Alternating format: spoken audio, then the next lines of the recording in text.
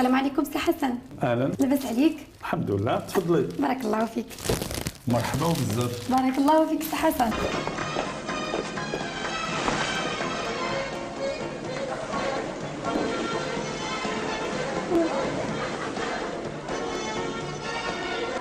كونتيني.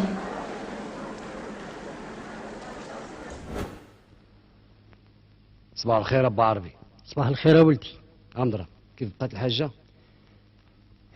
هي انا مسكينه. الله يدير لي فيها الخير. اللهم امين. فينالمون سي ان ديابيت، خصو ما يبقاش ياكل الحلويات، وخص نتوما الوسط العائلي تعاونوا شويه باش يقدر يتحمل المرض ديالو. الله يخليك، خصو كل نهار يدوز عندنا يجيك الشوك. فوالا. واخا سيدي. سلام على فردوس. سلام. سلام.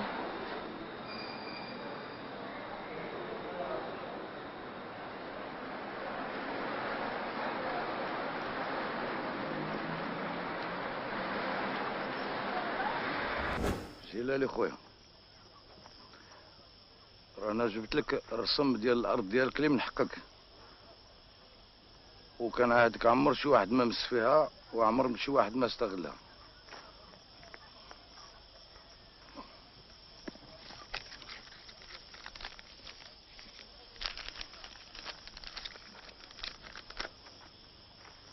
هاك اخويا الجلالي ديالك اخويا، هاك.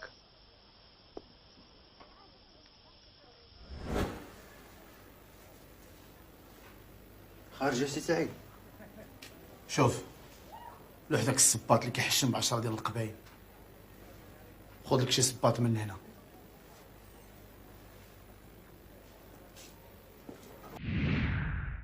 هذا كلا علينا وصافي، وريضات نبداو بهم نهارنا. شكرا. ياك ما فيقناك من النعاس. لا شكرا. ميرسي. بارك الله فيك. سي حسن، بعدا شكرا انك استقبلتينا في دارك وغادي تدوز معنا هذا النهار ان شاء الله. بغينا نعرفوا الناس بيك وبالجانب الاخر مرحبا ديالك. بكم. انت معود كتكون خلف الكاميرا، كي جاتك الوقفه حدا الكاميرا؟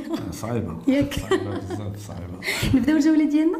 تفضلي. سي حسن، نبداو بعدا بهذا الاستقبال هذا، بهذا الهولستغيول. عاود لي، كنشوف بزاف ديال الجوائز. هادو بعض الجوائز هما في نفس الوقت بعض الذكريات، لان كاين جوائز واخا، ولكن هاد الجوائز تتفكرك في عده اشياء، في الافلام، في المهرجانات، في لقاءات، في وعلاش خصني تديريهم في لونطري؟ لونطري علاش اخترتهم؟ لان هذا محل بغينا نقولوا باش تعرفي تدخلي بلانك دخلتي عند واحد السينمائي، فهمتي؟ كان لان حتى اللوحه اللي تنشوفوا هنا الفوق، اللوحه هذه كانت جائزه كذلك في اوزبكستان، كانت جائزه على شكل لوحات، كانوا عطاوني 4 ديال اللوحات ممتازه، لان ديال رسامه كبار عندهم في اوزبكستان. على ذكر هذه اللوحه، كنشوفوا ان اللوحه يعني فيها مجموعه من يعني كما كنقولوا الادراج مكركبه، يعني فوضويه. هذا تنظن بان هنا كاينه شخصيتي كلها في هذه اللوحه. اللي بغيت نسولك، هذه اللوحه تنشوفوا بان كاينه ادراج اللي هي في واحد ديزوردر، في واحد لا نظام، بدون نظام، وفي نفس الوقت الى ليكيليب، كاين توازن. هنا هذا هو انا، لان هنا تلقى في حياتي كلها كاين واحد شويه ديال فوضويه بزاف ديال الحوايج، ولكن كاين نظام، كاين واحد لا لوجيك، واحد المنطق. هذا والسؤال تنظن بانه في محله، لان في هاد الدخله هنا تعرف عند من كاين. سي حسن بن جلون هو هذا. هنا كاين واحد ديزورد في نظام. ونكملوا الجوله باش نكتشفوا اكثر. سي حسن بن جلون، مرحبا بك، تفضلي.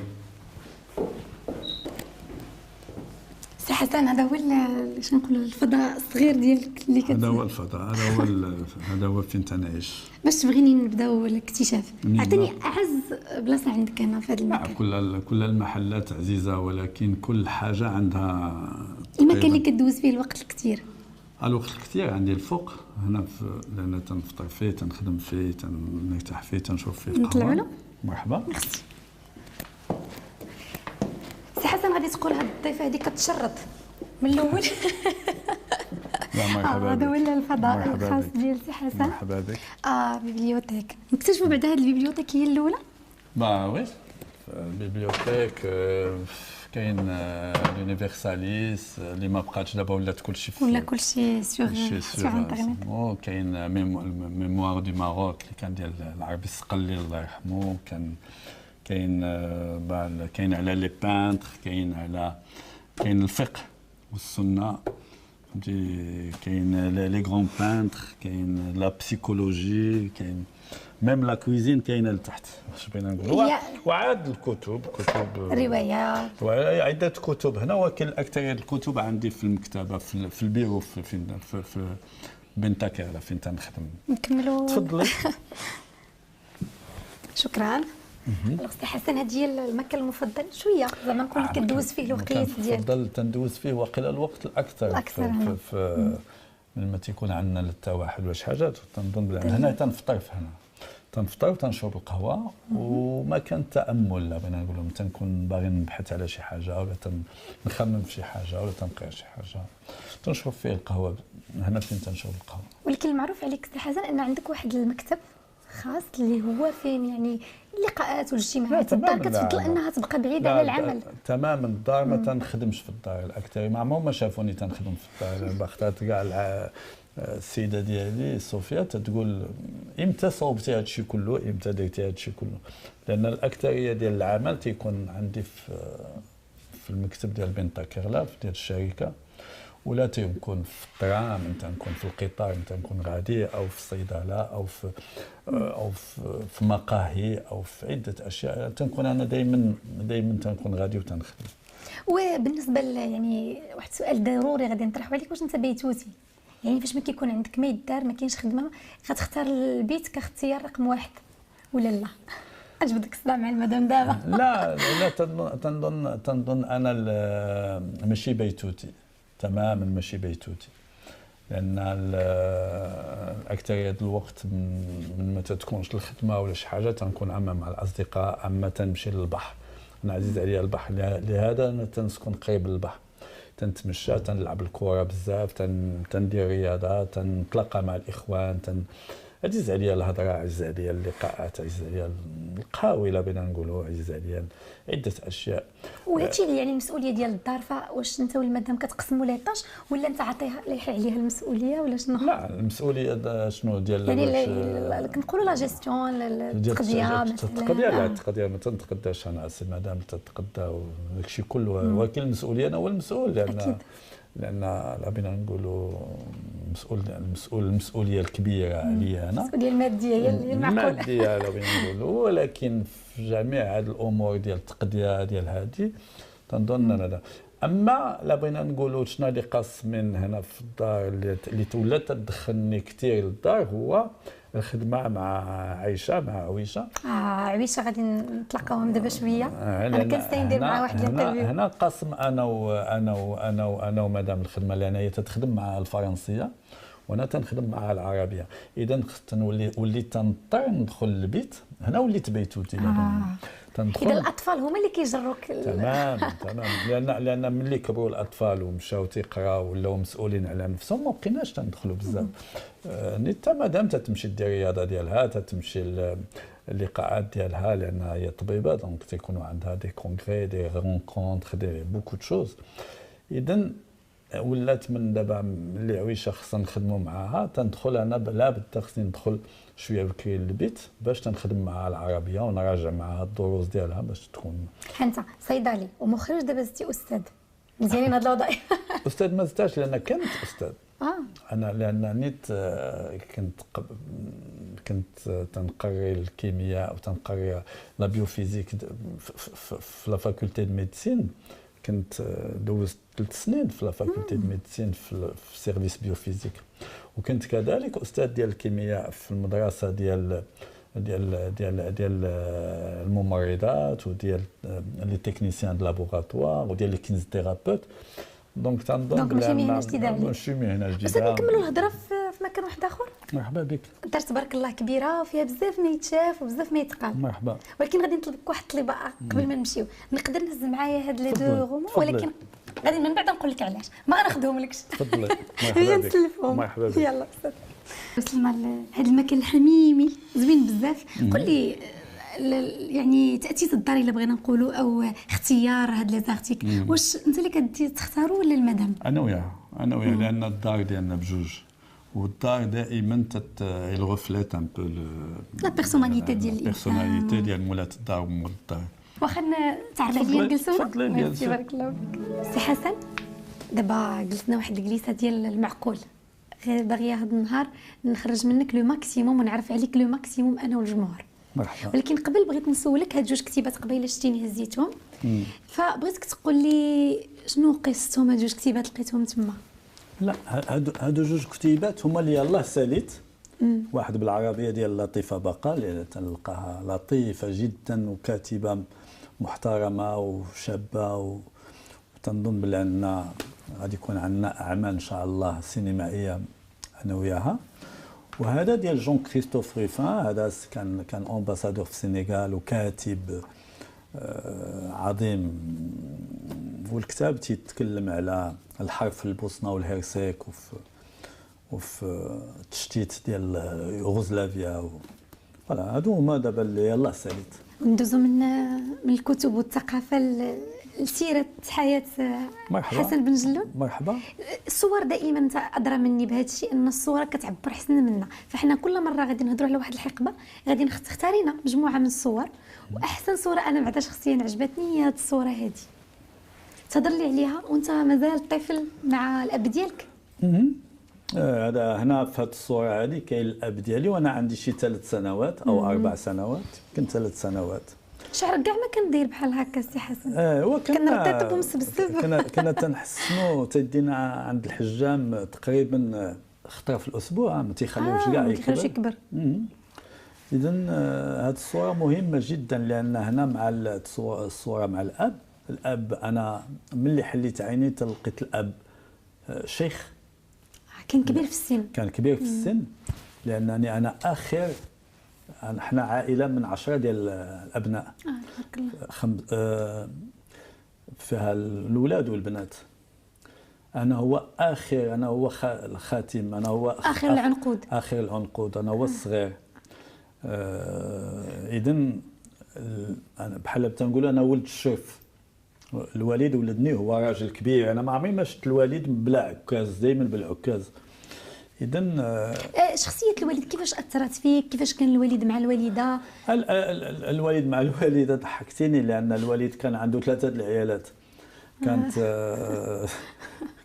كان يتي بوليغام كان عنده 3 العيالات وكانت الدار عامره بالناس لان كانت احنا من عائله ميسوره طمال وكنت بكل صراحه عايش في واحد الدار وفيها واحد الجو انا الوالده ما عرفتها حتى درت 5 سنين لان كنت تلفه لان تندوز من يد ليد انا صغير انا كنت هو الصغير ديال العائله كنت تندوز من اليد ليد ما عرفت الوالده اللي ولدتني حقيقيه ما قدرتي تميز بينها وبين النساء الاخريات. دايوغ الوالده حتى ماتت وانا تنعيط عليها زهره تنعيط عليها بلو برينون ديالها ما تنقولش ماما ما تنقولش. كنتي كتقول لماما حتى وحده امي الحاجه كنت واحد الكحيحله كنت نقول لها امي الحاجه حتى وحده ما عمري ما عيطت على ماما ولا امي ولا ما عنديش واش فهمت. اذا هذه علاقه ديال مع النساء خاصه لان ما عرفت الوالده حتى درت 5 سنين والوالد كان شيخ كان راجل كبير وانت اخر العنقود صديق بزاف بغيت نسولك لان رباني بواحد الحريه بواحد البساطه وتعلمت منه الكثير. انا الان دابا واخا هو مات من 73 كانت عندي 23 عام ولا ما شحال الى حد الان باقي تنعيش بداك الشيء اللي كان وصاني عليه بداك الشيء. بحال دابا نعطيك غير مثال بسيط كان تيقول لي ملي تكون انت تحكي ساعه اسكت لا قالوا لك الناس اللي تيسمعوا لا قالوا لك ايوا كمل لما قالوش لك ايوا اسكت بحالك. هي خصني نبقى نقول لك ايوا تنتمنى الا ما قلتيش ايوا غنسكت. انا عطيتك مثال من الامثله الكثير كان تيقول لي دائما ما تدخلش للمنافسه، لان ما تدخلش للمنافسه القويه اللي تترجع عليك لان المنافسه مزيانه ولكن تكون ذكيه. لان كان تيقول لي القرد من تيطلع على راس النخله تيتفضح. وعلاقتك مع الاخوان ديالك، انت كنتي صغير، انت اللي كنتي مفشش ولا انت اللي كنتي محقور؟ لا بالعكس كنت مفشش، لان الفريق السن طويل جدا كبير. خوتي كلهم ملي حليت عيني انا خوتي كلهم كانوا خواو الدار مش خارجين من الدار. كانت معايا غير اختي اللي كانت فايتاني بواحد العامين. هنا غادي نحبسك السي حسن وغادي نسولك على الوالده. الحاجه زهره. حاجه زهره تعاود لي على علاقتك بها. انا قلت لك الحاجه زهره ما عرفتها. وفاش عرفتيها يعني تاثيرها على حياتك؟ شنو كيفاش كانت كتربيك؟ واش تربيتها كانت محافظه تقليديه ولا كانت باغيك تكون يعني اوفير؟ لا ابدا ما كان. ما نكذبش عليك، ما العلاقه اللي كانت عندي مع الحاجه زهره كانت علاقه صداقه بكل ما في الكلمه من المعنى، لان كانت كأم مسؤوله، ولكن في الدار كانوا بزاف الناس مسؤولين. فهمتي ما كانش عندنا علاقه خاصه بي انا. فهمتي بحال دابا يمكن حتى اللباس ديالي كانت يمكن تتلبسني خطره ولا جوج ولا، ولكن العلاقه اللي ولات قويه بزاف حتى ان كل شيء مات. من اللي مات الوالد وماتوا دوك العيالات الاخرين وداك الشيء، عاد وليت تنعرف الحاجه زهره مزيان، هي اللي بقات ليا. فهمتي ولات علاقه متينه وكبيره بزاف، وكنا كصديق كأخ. نقدر نقول لها كل شيء، تقدر تقول لي كل شيء، نقدر ولكن كانت علاقة حب كبيرة بزاف. داكشي علاش عزلت هذه الصورة. اكيد، فهاد الذكريات زوين نتفكروها معاك، فكم نقدروا نعرفوا اكثر شخصية حسن بن جلول. هنا بغيت ننتقل معاك لواحد المرحلة حتى هي كتكون مهمة في حياة اي شخص، وهي المرحلة ديال الدراسة. انت من عائله فاسيه عريقه، عائله بن جلول حنا عارفينها، ولكن لظروف معينه الاب هاجر لمدينه سطات اللي هي اصلا في ذاك الحقبه الزمنيه كانت مدينه عندها واحد الخصوصيه، انها كانت واحد المدينه كتجمع ثقافات مختلفه، عرب، امازيغ، يهود، عائلات فاسيه يعني. دخلتي المدرسه اكيد في القسم كان نموذج من هذا المجتمع هذا الصغير. بكل صراحه انا المدرسه كنت في الابتدائي وقعوا لي عده مشاكل اللي خارجه من عده مشاكل ديال التعليم انا تصابت بها. كاين وليدات اللي جايين من عائلات كانوا عندهم الفلوس بزاف، وكانوا معنا كذلك وليدات اللي جاوا من الخيريه، كانوا في الخيريه، كانوا مع يتامى. وتتشوف بان تنشوف دابا النتيجه ديال هاد الاولاد كلهم، لان بحثت عليهم وشفت اشنو ولاو دابا في الحياه. يعني من بعد واحد الفتره زمنيه كل واحد شنو ولا. تتشوف العجب في هذا. كاينين كتاب، كاينين رسامه، كاينين الناس سياسيين، كاينين الناس اللي ماتوا في الاعتقالات كانوا يساريين. تتشوف كاين عمده، كاين انا، وتتشوف في نفس الوقت كاينين وليدات اللي دابا كاينين دابا اللي ولاو ناس تلاقيتهم متشردين هنا في الدار البيضاء وفي الرباط وفي سطات، ما عندهمش حتى ما ياكلوا، اللي كانوا تنتميوا لعائلات يعني ميسوره. وتتشوف بالعكس كانوا وحدين اللي في الخيريه وتتشوفهم وصلوا لدرجات. هنا تتشوف لنا سطات في 1956 مع الاستقلال كاينه وثيقه تتقول بلي ان سطات كانت فيها 25,000 نسمه، 5,000 فرنسي، 5,000 يهودي، 5,000 شلح، 5,000 فاسي و5,000 عربي. تتبين لك بلي ان سطات كان ملتقى الطرق، سطات ان كارفور. وداك الشيء علاش هاد الخلاط ديال هاد الجنسيات وهذا الشيء تعطيو واحد الغناء للشخصيه، واحد الانفتاح للشخصيه. واخا نهضروا على المرحله الثانويه، التخصص اللي كنتي داير شنو؟ علوم تجريبيه. ديك الساعه ما عرفتش شنو التخصص اللي كانت علوم تجريبيه. شنو هي الماده اللي كنتي متميز فيها 20 sur 20؟ 20 sur 20 كنت سيونس ناتوريل اكزاكتومون. سيونس ناتوريل كان تعجبني التاريخ، تعجبني الجغرافيا كذلك، كان تعجبني كنت مزيان في الشكل وفي الصرف، في العربيه، في الانشاء كنت ولي ريداكسيون بالفرنساويه. الانشاء كنت باش نوريك بلي ان الكتابه السيناريو كانت غتجي من بعد. الانشاء كنت تنكتب انشاء ديالي في الموضوع وتنكتب 2 ولا 3 وتنبيعهم. كنا تنبيعوا المواضيع، تنصوب الانشاء كيفاش كتعلم الدراري اخرين اللي ما قدروش يكتبوا. داكور، اذا عندك هذا الحس كان تبارك الله التجاري كتستثمر. لا التجاري لا، راس المال المعرفي. ولكن ما فهمتش علاش ما قلتيش عندك الحس ديال الكتابه. راس المال المعرفي قلتها لك. مشيتي للفلوس، علاش ما مشيتيش للابداع؟ كتبيع المعرفه. لا ولكن تتبدا تعطي في نفس الموضوع، تعطي 3 ولا 4 ديال دي فيرسيون في لو ميم سوجي. فعلا tu donnes 3 possibilités d'écriture.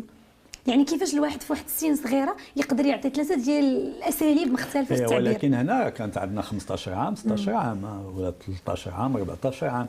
هنا كنا ديجا كبار شويه تنفهموا كان تيعطينا الموضوع، والموضوع كنت انا تنكتب الانشاء ديالي ولا ريداكسيون ديالي وتنكتب 2 ولا 3 وتنبيعهم تنصرفهم. وبشحال كنتي كتبيعهم؟ وفي ذاك الوقت بابا اختها تتبيعهم غير بساندويتش. وانت احسن بلاش.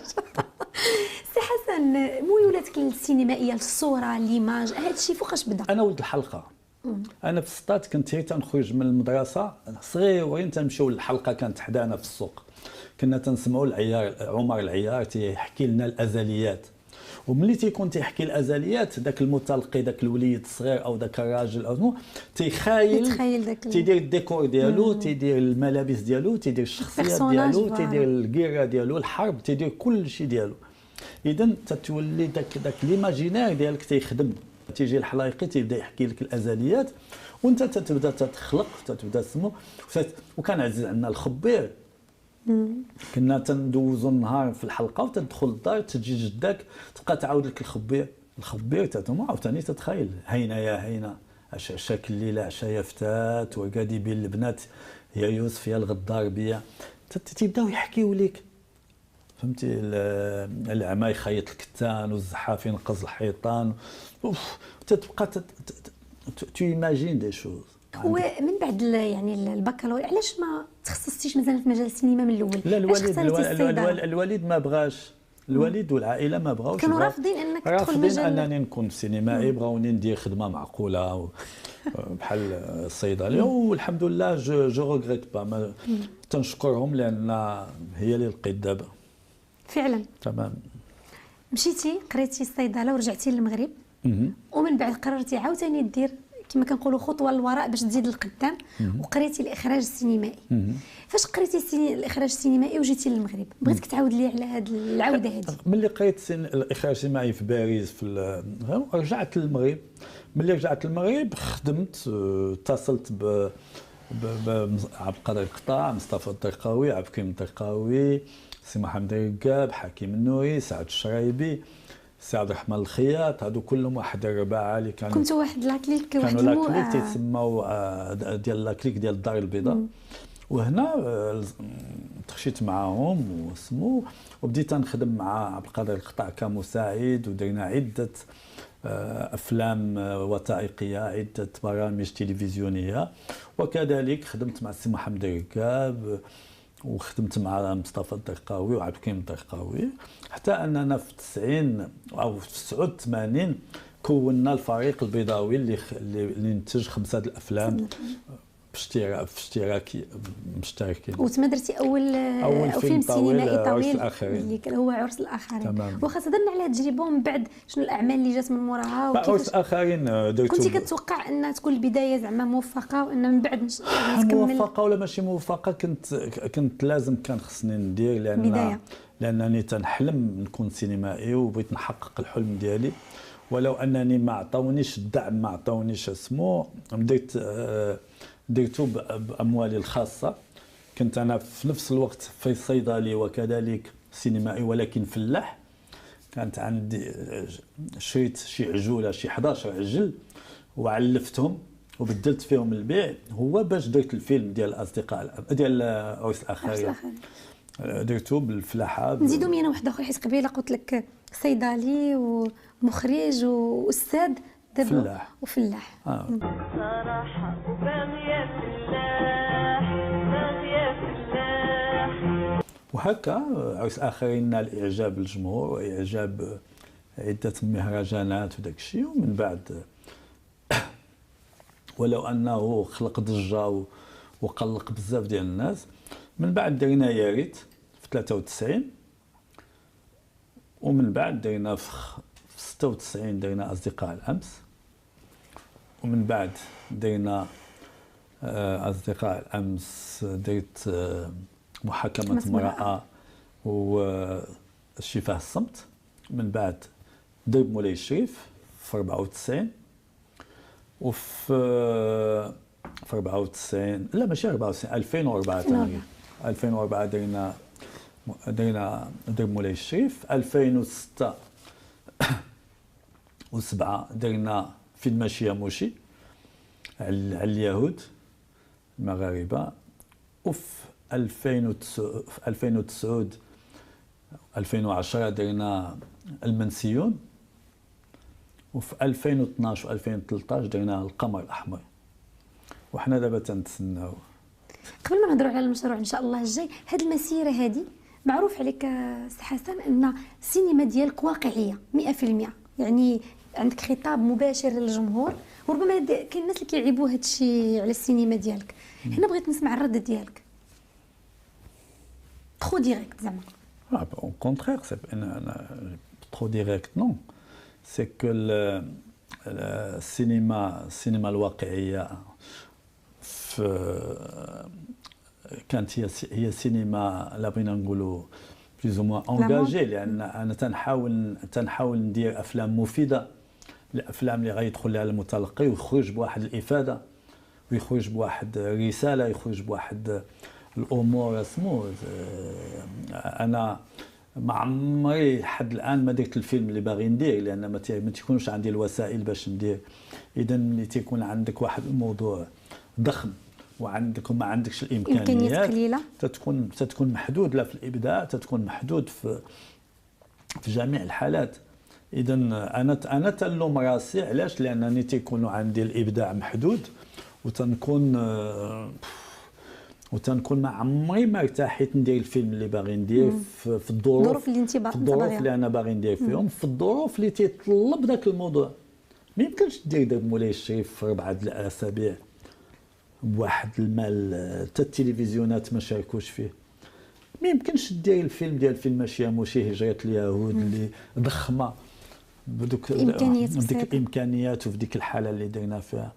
ما يمكنش دير المنسيون اللي صورنا في بلجيكا وصورنا في المغرب وتيتكلم على الهجره السريه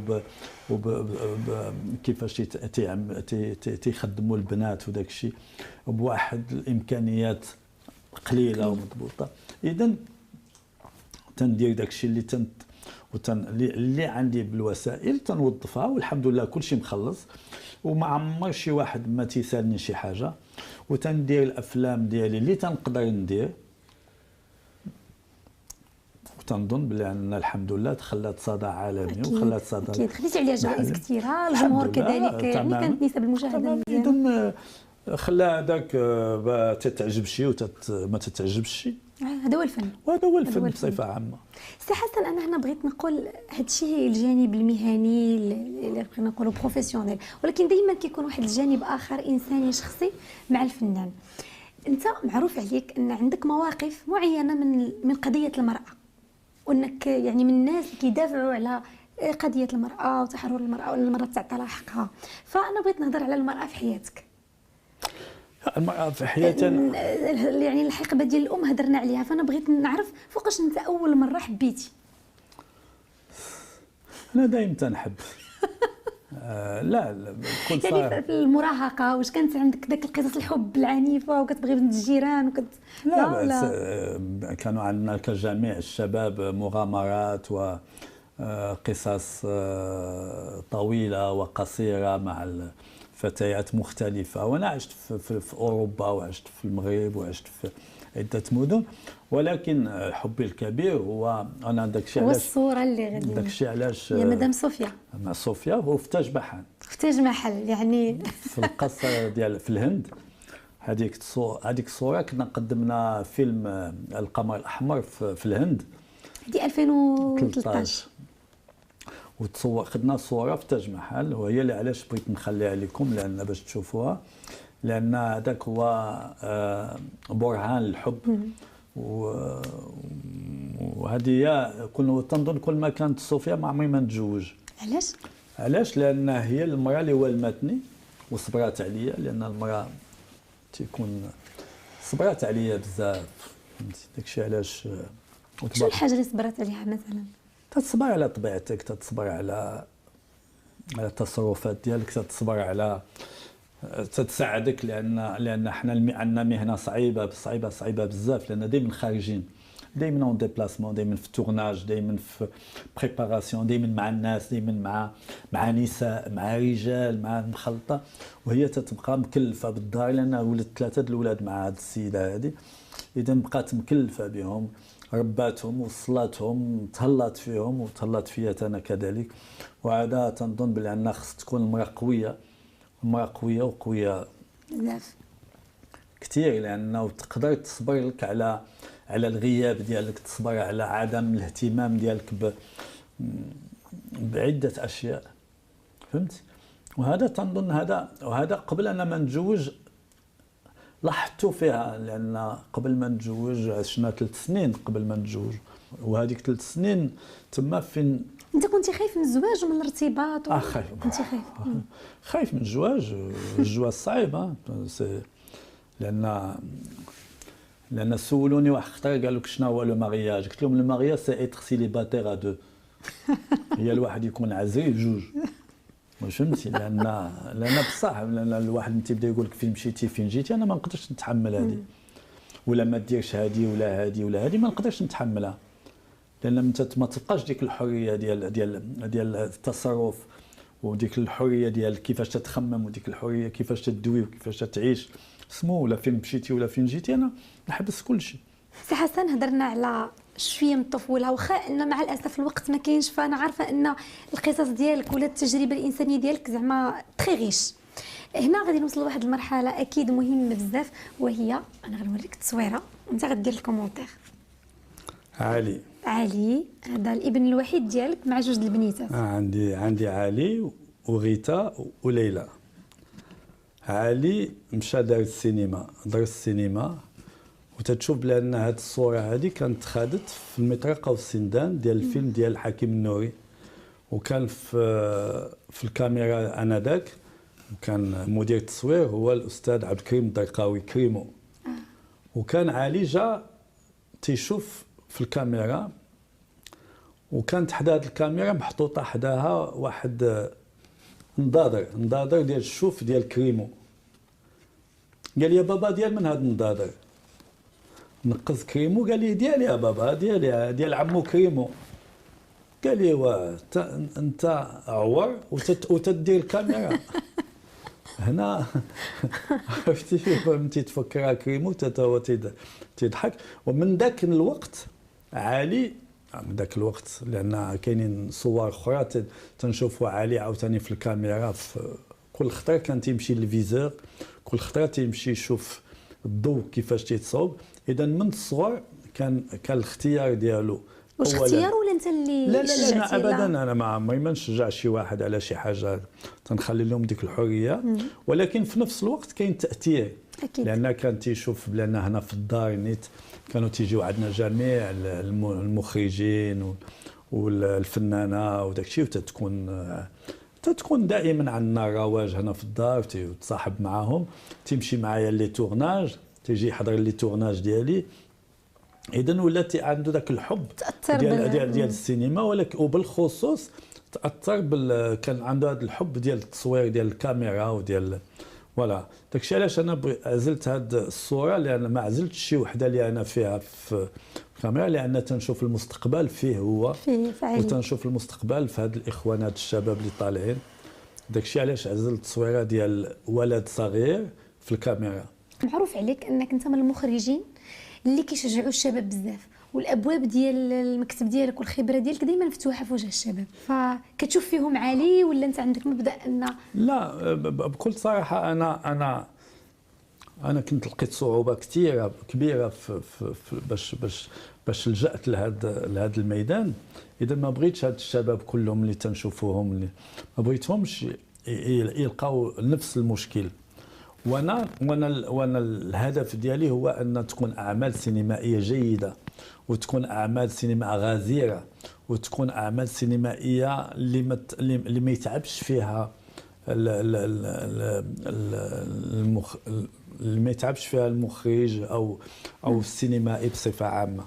واخا سي حسن نرجعوا للبنيتات ديالك الله يخليهم لك، هما داروا لك خاطرك، الوليد خدم عندك الجانب يعني السينما، والبنيته خرجت صيدليه تماما ودارت لك خاطرك حتى هي. تمام. داروا خاطرهم هما، ولكن لان دابا الحمد لله علي دار السينما، وفي نفس الوقت ليلى حتى هي دارت الصيدليه ديالها، كاينه الصيدليه اذا راه خدامه فيها دابا نيت، اذا الامور الحمد لله واضحه. الحمد لله الحمد لله. واخا سي حسن عندي لك واحد التصاور وما كرهتكش تعلق عليهم، لان هذه ذكرى لا تنسى وبغيتي تشاركها مع الناس هذا النهار، لان فعلا ذكرى يعني شنقول لك هي أليمة، ولكن بغيناك تعاود لنا على هذا الحدث هذا، وكان حدث عالمي هز العالم كله. ولكن انت باش نقول لك مع الاسف من حزن ومن سوء الحظ، لان الحمد لله نجيتي منها، ولكن كنتي شاهد على العصر كما كنقولوا. هذه الحادثه ديال 11 سبتمبر، هذه كنا في هذه الصوره هذه يمكن كتبين كنا في نيويورك، كنت انا والله يرحمه نجيب الصفريوي، مشيت باش نقدم محاكمه امراه في نيويورك. الحادثه وقعت لو 11 سبتمبر. كان عندك الجو، كان عندي خاوي، وكنت غنوض في الصباح بكري انا ونجيب باش غنمشيو. وشوف دابا التعطال ديالي كيفاش غادي ينفعني، باش غادي نمشيو لول ستريت باش نشوفوا داك لو شونجمون ديال دوك صحاب ديك ديال وول ستريت، باسكو توت ان سبيكتاكل. وفين في لي تور كنتي غادي تمشي لذاك كنا غنمشيو لي تور، وانا صبحت معطل. يلا اللي هو باغمي لي ديفو اللي نجاوني، سمحت معطل وبشويه عليا وحسنت ودوجت، ونجيب الله يرحمه لتحت تيغوت تيعيط في التليفون تنقول لي بشويه عليا. ملي خرجت قال لي ودابا سي ترو طار، تعطلنا، كان خصنا مع 8:30 نكونوا تم. وديك الساعه شحال كانت تقريبا؟ كان ديك الساعه شي 8:30 في لوطيل، ولكن باش نوصلوا لي تور خصنا شي ربع ساعه ولا ثلث ساعه. قال لي يلاه دغيا سير بيان، تمينا خارجين باش غنمشيو لي تور. حنا خرجنا حتى تنشوفوا الدخان العافيه شاعله في لا تور، والناس تتشوف في الشارع، وتنشوفوا طياره جات عاوتاني تدور ودخلت في التور الاخر. انت كنتي شاهد على الطياره؟ شاهدين اون لايف، وتا تنشوفوا لي دو تور هبطوا في خطره واحده، والدخان واسمو حنا طار علينا حتى الدخان حتى داك الغبره وداك الشيء طارت علينا. اذا كون كنت تنزرب وخفيف كون راني الله يرحم دابا، فهمتي؟ اذا داك التعطال اللي كان عندي وداك الشيء كان الحمد لله بعد المرات الخير فيما اختار والله. الحمد لله اللي تحصلتي. الحمد لله.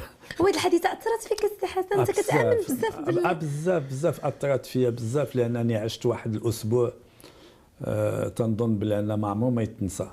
واخا سي حسن نهضروا على مشاريعك مستقبلا، فينا نشوفوا حسن بن جلون في اين لون سينمائي، في اين شكل، في اين موضوع؟ هو بكل صراحه تنحاول نغير، لان تنحاول نغير طريقتي ديال الاخراج ولا الابداع بصفه عامه. اذا انا دابا حاليا تنصور واحد الوثائقي على لو تياتر نوماد، وفي نفس الوقت تنوجد فيلم سينمائي تنتمنى ننالوا اعجاب لجنه الدعم، باش يكون عندنا الدعم باش نقدروا نديروا هذا الفيلم. شنو رايك في لجنه الدعم؟ نعم. شنو رايك دابا حاليا في التغيرات اللي وقعات، سواء قياده المركز السينمائي ولا في الطريقه باش كيتريطيو بها لي دوسيي ديال الدعم؟ واش انت راضي على الوضعيه السينمائيه عموما، ولا بالنسبه لك مازال خاص تحسينات ولا شنو؟ هي دائما خاص تحسينات، ولكن على لجنه الدعم تاخذ مشاريع تتحكم تتعطي لدوك 4 ولا 5 المشاريع اللي تتحسبها بالنسبه لها جيده، والاخرين احنا باقي ما ساعدناش الحظ باش نكونوا من. واش القضيه يعني مشكل حظ فعلا ولا مشكل؟ ماشي مشكل حظ، يمكن الاعمال اللي تنقدموا ما تيوالموش هذيك اللجنه، لان هذه مسابقه. هذوك الناس اللي تياخذوا الدعم يمكن المواضيع ديالهم وافقت هذيك اللجنه ديال الدعم. سي حسن ما جاكش الجوع؟ بكل صراحه الكلام معاك انت بارك الله فيك سي حسن. ما تيجيبش الجوع. انا والله الا كنستمتع بالحديث معك وبزاف د المعلومات عرفتها، ولكن انا فيا الجوع. ونمشيو ناكلوا. لا مرحبا بك، لانك حنا زعما في دار بن جلون حنا عارفين يعني كرم الضيافه حنا اللي بغيتي موجودين. هذه ثاني مره غنشارك الطعام معك. تلاقينا في واحد المهرجان تقريبا هذه سنه، مهرجان المؤلف، مهرجان سينما المؤلف، وكنا تعشينا في الحفل الافتتاح فنشاركوا الطعام المره الثانيه، ولكن هذه المره في دارك. لا عاوتاني شرف كبير. لا يخطيك، شكرا بزاف على كرم الضيافه. وسي بن جلون هادشي ماشي غريب عليكم، سورتو نتوما الناس تفاس معروفين تبارك الله بالطبخ وداك الذوق الرفيع. شو غناكلوا وميم طون غادي نهضروا، حيت انا رانا معروف علي انني وكاله صحيح. مرحبا مرحبا، ماشي انت كلنا ياك. فسي حسن بغيتك تعاود لي واحد القصه، يعني ماشي الناس كلهم كيعرفوها، ان انت في واحد الوقت من الاوقات كانت عندك ريستورون، يعني عندك علاقه خاصه بالطبخ. تعاود لنا على هذا انا الطبخ ما تنعرف فيه حتى حاجه، ما تنعرف ندير حتى حاجه في الطبخ. باقي نعقل ملي كنا طلبه، اللي كنت نعرف ندير هو الخبز بالبيض ولا لي ستيك ماريني. كتعذب راسك ولا كنت سوفون تندير لهم لا فيسيل، انا اللي تنغسل الماعن. من بعد كان عندي ريستورون بالفعل، لان في السطات مع ايام اللي دوزت انا في باريس كنا جو فريكونتي دوك لي كابلا بغينا نقولوا في سان جيرمان وداك الشيء، وكنا تنشوف بان كانوا تيكونوا لقاءات في المطاعم، لقاءات ثقافيه. وكانت دائما رغبه عندي باش نخلق واحد لسباس فيه الماكله والثقافه. وهو علاش درت في السطات، كنت درت واحد المطعم سمو سمرقند، سميت سمرقند. هو لا بغينا نقولوا كارفور دو سافوار، ملتقى المعرفه. كنا ما تناكلوا لا دوفيز ديال هذاك الريستورون هي اون مونج با ايديو، ما تناكلوش وحنا اغبياء، كنا تناكلوا ولكن تنستافدوا. كنا تنعزلوا موضوع او موضوعين في الاسبوع، في الثلاثاء والخميس، وتيجيو الناس كلها الزبناء اللي تيجيو ياكلوا، وتينوض واحد من الناس اللي اسمو تيقدم واحد مخطط امتي ريزومي على الموضوع، ومن بعد تتولي المناقشه على جميع الطاولات ديال المطعم، تناقشوا الموضوع، تناقشوا هذه الاولى. وثانيا كانوا عده ملتقيات تكونوا شعريه وسينمائيه وثقافيه، وفيها الاغنيه، فيها الشعر، فيها كل شيء. اذا كان هو بحال واحد صالون ثقافي، ولكن زيد عليه واحد لاطوش صالون ادبي. وكنا كل شهر تنديروا واحد الفيرنيساج ديال واحد ان بلاستيسيان، سادير واحد تيصوب لي طابلو داكشي دو بانتور، تيكون ما معروفش، تنعيط له وتنديروا في المطعم جميع اللوحات ديالو، وتنديروا ليه فيرنيساج، تنعيطوا على التلفزيون على الصحفيين باش تيعرفوا بداك الانسان اللي ما عندوش واحد فين يوري الاعمال ديالو. وتتبقى في الشهر كله تتبقى ديك الاعمال اللي تباعت تياخذها هو. بيني وبينك السي حسن، مشروع بحال هكا يعني يقدر يكون مربح. يقدر يكون مربح يعني واش حيت حنا كنعرفوا البيتنا تذهب الفتنه، بين حنا الماكله والتفكير ما كيتلاقاوش. يقدر يكون مربح لان خصو يكون في واحد المدينه كبيره بحال الدار البيضاء او الرباط او فاس او مراكش، وهذا كان مشروع جميل جدا. مع الاسف ما كملش. اجي نهضروا دابا على الذوق ديالك في الاكل. انت تبارك الله معروف عليك انك كتحافظ على الرشاقه ديالك، ودائما معروف تبارك الله باللوك، فكتختار الاكل ديالك ولا انت كتبع يعني الذوق اكثر من انا تناكل بعينيا بزاف. انا ماشي وكال، ماشي ما تناكلش بزاف بحال اخيرا هذه تقريبا شي 15 سنه او 20 سنه ما بقيتش ناكل اللحم بزاف، لان كل ما زدتي في السن كل ما خصك تنقص من اللدام ومن الماكله. في الليل ما تنتعشاش، تناخذ اون سوب او دي فروماج ولا شي حاجه بحال هكا ولكن عزيز عليا الشهوات، عزيز عليا الماكله. بديتي داك في الاول ديال اللقاء ديالك بديتي قلتي بلي انني انا فاسي وانا فاسي وسطاتي، اذا عزيز عليا الشهوات ديال فاس وديال الماكله ديال فاس، كذلك عزيز عليا الماكله ديال موالين سطات اللي فيها شي اكله مشهوره في سطات، بارفيسا بالدجاج البلدي، فيها عطيتك مثال لان فهمتي. وكاين الكسكسو على الشكال في مدينه سطات، وعاوتاني كاين بزاف ديال بحال الرغايف الكاكي داكشي كله، هادو كلهم مأكولات ديال الناحيه ديال سطات. تعالي ناكلو. مرحبا.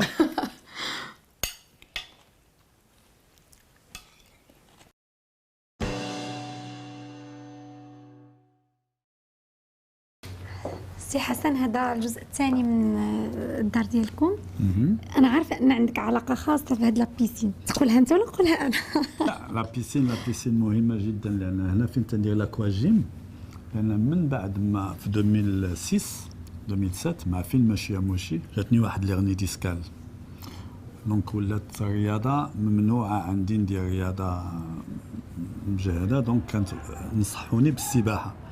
من تما درت هاد لابيسين باش دائما هنا فين تنتريض، هنا فين ما تندخل من تنسالي النهار ديالي ديال الخدمه، تنجي عندي تقريبا نصف ساعه او ساعه ديال لاكواجيم، عاد تنمشي ندوش وتنجلس. فوالا هاد النهار حرمنا عليك العمل، النهار ما كاين مشكل، ما كاين مشكل. نمشيو نجلسوا ناخذوا. كنشوف تما واحد الاتاي راه كيشهي. سي حسن سخفتك لداخل بالهضره. ما كاين مشكل. وقرب النهار ديالنا يتسالى، داكشي علاش ما كنبغيش يعني نودع النجوم والضيوف ديالنا بداك الاسئله ديالي الثقيله بعض المرات. هذاك الشيء علاش اخر فقره هي فقره لايت وعندها واحد الاسئله سبيسيال. مستعد؟ الا قلت لك سي حسن شنو هي الجمله اللي كتقلك وما كتحملهاش قالك، كتعصبك؟ اللي تتعصبني دابا حاليا هي ديك يحفظك.